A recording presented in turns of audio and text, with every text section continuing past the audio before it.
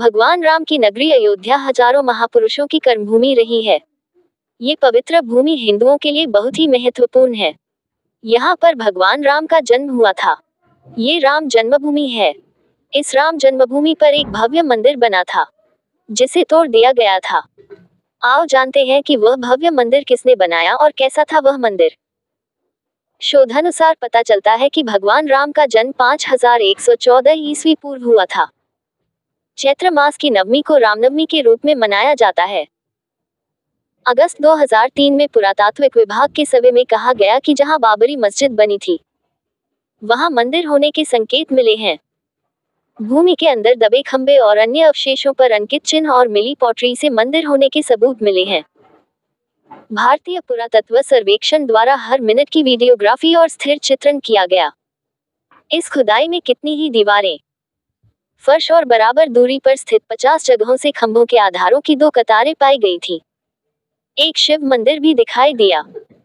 GPRS report और भारतीय सर्वेक्षण विभाग की रिपोर्ट अब उच्च न्यायालय के रिकॉर्ड में दर्ज है। 30 सितंबर 2010 को इलाहाबाद उच्च न्यायालय की लखनऊ खंडपीठ ने विवादित ढांचे के संबंध में ऐतिहासिक निर्णय सुनाया।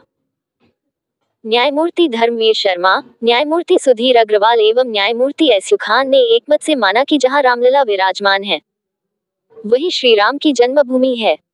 कैसी थी अयोध्या? अयोध्या पहले कौशल जनपद की राजधानी थी।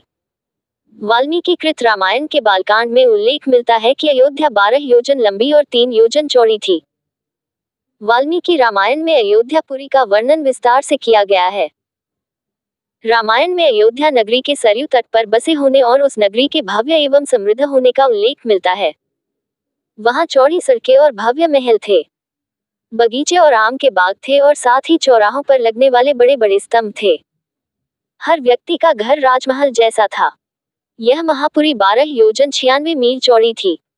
इस नगरी में सुंदर, लंबी और चौड़ी सड़कें थीं। इंद्र की अमरावती की तरह महाराज दशरथ ने उस पुरी को सजाया था। क्या था जन्मभूमि का हाल? कहते हैं कि भगवान श्री राम के जल समाधि लेने के पश्चात अयोध्या कुछ काल के लिए उजाड़ सी हो गई थी, लेकिन उनकी जन्मभूमि पर बना महल वैसे का वैसा ही था। भगवान श्री राम के पुत्र कुश ने एक बार पुनः राजधानी अयोध्या का पुनर्निर्माण कराया। इस निर्माण के बाद सूर्यवंश की अगली 44 पीढ़ियों तक इसका अस्तित्व आखिरी राजा महाराजा बृहद्बल तक अपने चरम पर रहा। कौशल राज बृहद्बल की मृत्यु महाभारत युद्ध में अभिमन्यु के हाथों हुई थी। महाभारत के युद्ध के बाद अयोध्या उजाड़ सी हो गई, मगर श्री राम जन्मभूमि का अस्तित्व फिर भी बना रहा। किसने बनाया भव्य मंदिर? इसके बाद यह उल्लेख मिलता है कि ईसा के लगभग 100 वर्ष पूर्व उज्जैन के चक्रवर्ती सम्राट विक्रमादित्य एक दिन आखेट करते करते अयोध्या पहुंच गए। विक्रमादित्य को इस भूमि में कुछ चमत्कार दिखाई देने लगे।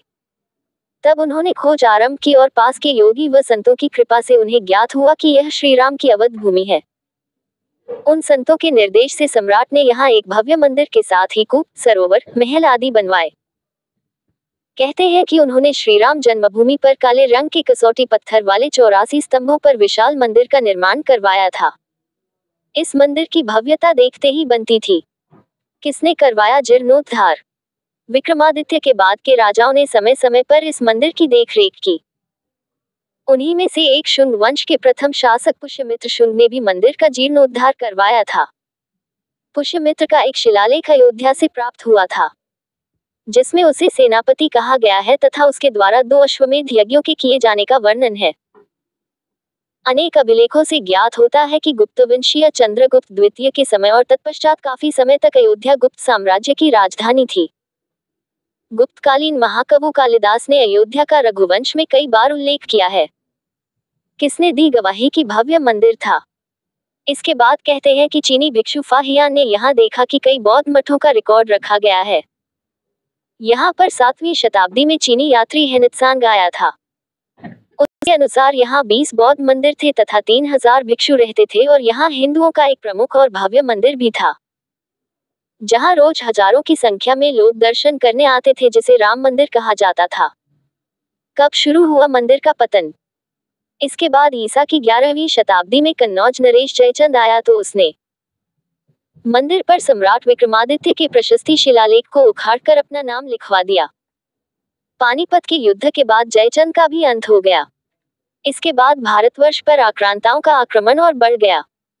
आक्रमणकारियों ने काशी, मथुरा के साथ ही अयोध्या में भी लूटपाट की और पुजारियों की हत्या कर मूर्तियां तोड़ने का क्रम जारी रखा।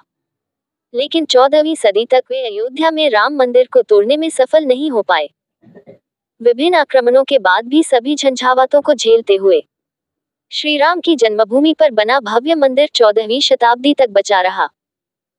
कहते हैं कि सिकंदर लोदी के शासनकाल के दौरान यहां मंदिर मौजूद था। अंततः 1527-1528 में अयोध्या में स्थित भव्य मंदिर को तोड़ दिया गया और उसकी जगह बाबरी ढांचा खड़ा किया गया। कहते हैं कि मुगल साम्राज्य के संस्थापक बाबर के एक सेनापति ने बिहार अभियान के समय अयोध्या में श्री राम के जन्मस्थान पर स्थित प्राचीन और भव्य मंदिर को तोड़कर एक मस्जिद बनवाई थी, जो 1992 तक विद्यमान रही। बाबरनामा के अनुसार 1528 में अयोध्या पड़ाव के दौरान बाबर ने मस्जिद निर्माण का आदेश दिया था।